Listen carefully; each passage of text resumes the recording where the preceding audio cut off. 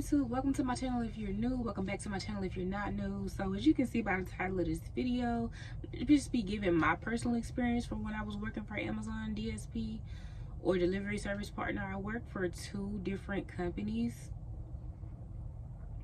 I know that sounds weird, but those companies are contracted with Amazon, so they're a third party, like mom and pop shop companies that are contracted to work with Amazon. So we don't directly work for Amazon, but then again you do, because at the end of the day you're delivering Amazon packages.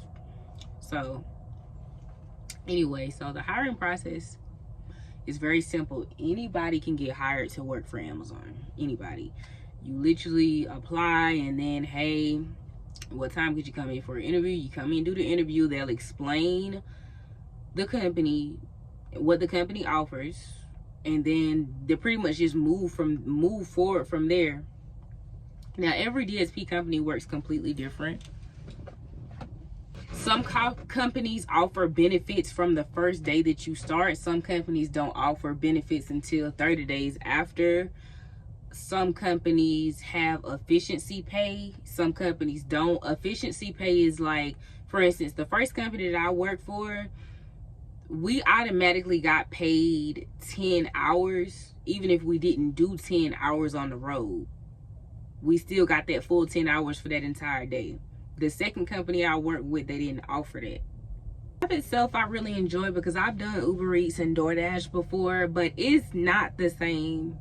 Hear me when I say it's not the same. Most of these companies are going to meet up anywhere between, the earliest I've seen is like probably 8 something in the morning, between 8 something and like 11 in the morning. But a lot of the companies that I've seen, you're not going to get on the road until around lunchtime. So if you get on the road around lunchtime, you're not going to finish until around 7, 8 something. The earliest I've seen somebody finish the route is, I say, 6:30. But of course, that's if you know the route like the back of your hand and you know the area good enough, then yes, you could finish faster. But you don't know until you get to work how many packages you have, how many stops that you have. Also, if you have, let's just say 150 stops, that doesn't mean you have 150 packages. You can have 150 stops and have like 210 packages. And when peak season comes around, peak season is obviously when the most orders are coming in, when people are ordering a lot at one time. So you could get more than 150 packages. I've heard of people getting 160, 170, 180 stops. Those are stops, but that doesn't mean that's the amount of packages.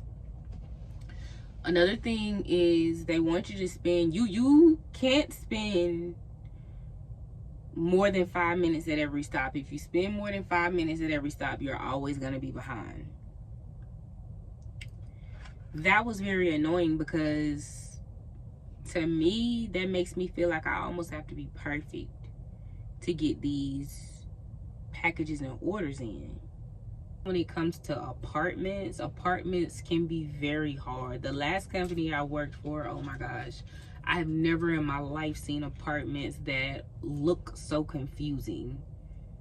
Like, never in my life. And that really put me behind, because I had a good pace going at first, but then it put me behind. But one thing I can say about both of those companies that I worked for, they were very helpful. I personally feel like the second company was a lot more helpful, because the first company overall was a better company to me, but I just feel like I had more guidance and help overall, like, from the second company. Because the first company was just like, okay, if I don't ask questions, then I'm not really gonna know, you know what I'm saying? But everybody was definitely very helpful. Like, I'm not gonna knock nobody for that. You honestly would think Amazon would be one of those companies that just constantly gives overtime, but that's just not the case. Amazon tries to their best to stick to 40 hours, sometimes under that. You kind of only get that extra time in during peak season, during like the holidays. They may require you to work an extra day, or they may be like, hey, here are some extra hours, or you get really, really good at your routes. Hey, you could train somebody like that, but it's not like gonna be like, oh, you're gonna work 7 days a week. Again, it does depend on the company, but again, I worked for 2 different DSP companies, so that's how that worked. When it gets slow,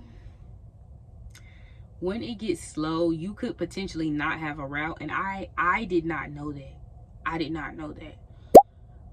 The second company I worked for, the guy that trained me, he told me, he was like, it's hard to get on, it's called front pad. Pretty much was the first half of the week, which was Sunday through Wednesday.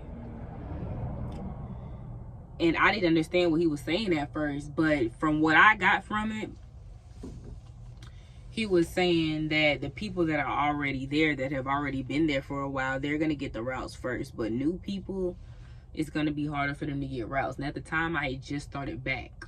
When I went back to work the second time, I only worked like 2 days because they just didn't have. Now, I do know one day I personally did not go on one particular day. I didn't go to work, but those other days were short on routes. Okay. Another thing is what we call violations. A violation can be speeding, running a yellow light, backing up too fast. The first company I worked for, they were not strict on you backing up fast. As long as, like, for instance, if you were on a dirt road, as long as they're not seeing dirt pop up everywhere. The second company I worked for, you literally could only back up, I believe it was 3 miles an hour. You could not go past 3 miles an hour. I remember one day they was like, they called me and told me I had like 2 or 3 backing violations. Loading your van, oh my goodness. They say you may have 20-25 minutes to load your van, but that's a lie. When you pull into the station, you cannot get out of your van until the staff says all clear. You can't just pull into the station and get out and grab your packages. You would think that you'd be able to do that, right? But no. So you could be sitting there for 10 minutes, 15 minutes, 20 minutes. And if the warehouse is behind on packages, you're going to be sitting there for a long time. And you're going to be like, well, why am I sitting here? Why are we just sitting here for a long time? Because they're just behind. Sometimes they're just behind on packages. And really, once you get out of your van, you really only have, I would say, anywhere between 10 to 12 minutes. You'll be lucky to get past 12 minutes. And loading the totes really isn't that bad because your work phone tells you what order. Organize your totes.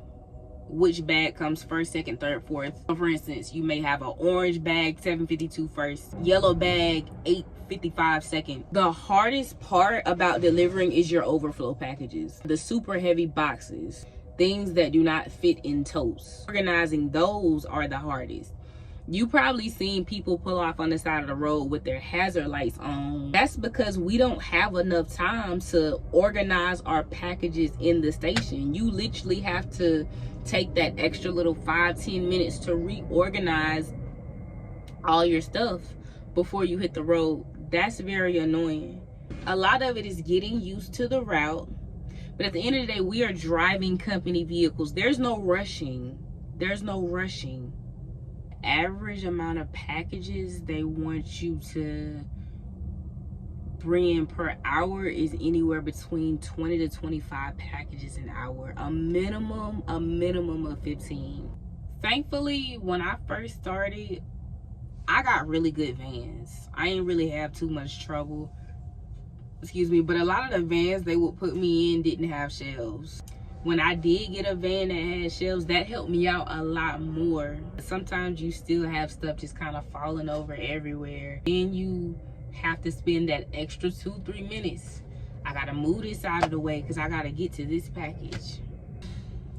If you're gonna work for Amazon, I would say do it as a part-time job. I don't recommend working for Amazon full-time. The best part about the job is the independence.